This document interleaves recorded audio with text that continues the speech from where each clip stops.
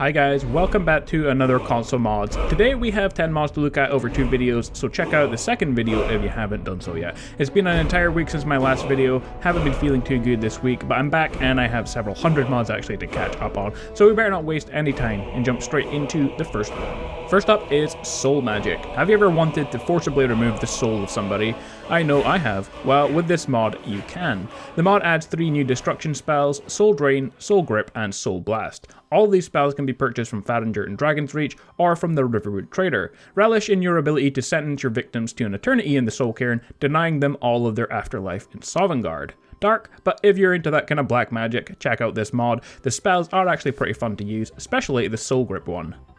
This mod makes an improvement to the Werewolf Beast race. Stamina regen has been increased slightly. Combat health regen has been added and slightly increased for when you are in Beast Farm without having to use the Ring of the Hunt. Health and stamina while in Werewolf Farm is based off of the attribute points. The duration of time in Beast Farm was not edited, but keep in mind it's not God mode farm, you can be killed, but the mod was made based off of testing on legendary difficulty, so any difficulty lower than that you probably will feel like it's God mode, but if you're playing legendary difficult then you can be killed. But you're pretty tough now and I guess that makes sense being a werewolf, so it should be really difficult to kill you.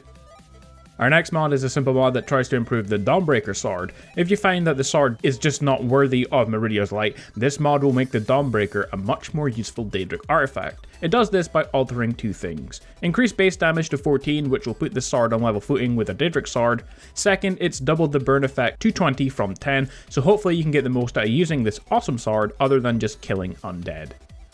This mod is a very small and simple mod that isn't for everyone, it's quite specific. All the mod does is it takes out the Viking chorus chant of death when you absorb a dragon soul, since you have other things to listen to. Personally, Viking chanting is exactly what I want to hear when I slay a dragon, but if you don't want to hear it, now you don't have to with this mod.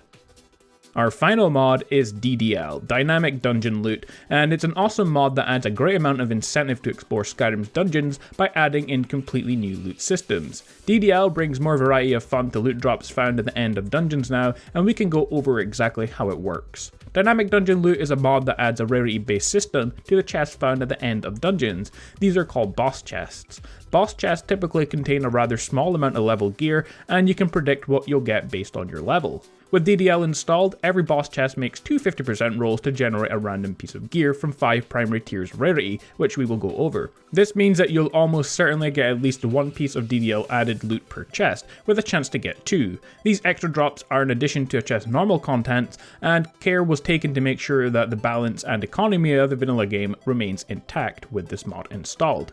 What's important is that these drops are level agnostic, which means you always have a shot to get a great item no matter what level you are. If you're level 1, you could get a lucky pair of ebony boots, but if you're level 100, you can still get a chance to get something like iron gear, so it all balances out. This random dynamic element of loot adds a lot of fun to the vanilla loot system. You never know what you're going to get, but you always have a shot at getting good and rare items. And the chances of getting each of these rarities are as follows. Common is 50%, uncommon 30%, rare which is 10%, very rare is 7%, and there's legendary which is 3%. There's also exotic gear. All legendary rolls have a 25% to generate an exotic item, which if you play Destiny for example, you will know exotics are the most powerful gear, and they usually have the strongest effect on them. Each tier of rarity contains more powerful gear than the last. Borrowing from loot-based games, you'll be finding a lot more common items, but the more boss chests you crack open, the better your odds of finding good ones are. And since almost every dungeon in Skyrim ends with a boss chest, there will be no shortage of loot for you to plunder.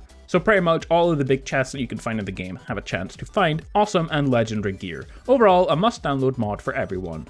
Well, that's about all the time we have for in this video. If you enjoyed it and found it useful, a like and comment is very helpful. And if you haven't already done so, subscribe for more content on my channel. I have hundreds of similar videos for you to check out on there. You guys can also join the notification squad and follow me on Twitter to see videos as soon as they're released as well. But for now, take care guys, and I will see you all next time.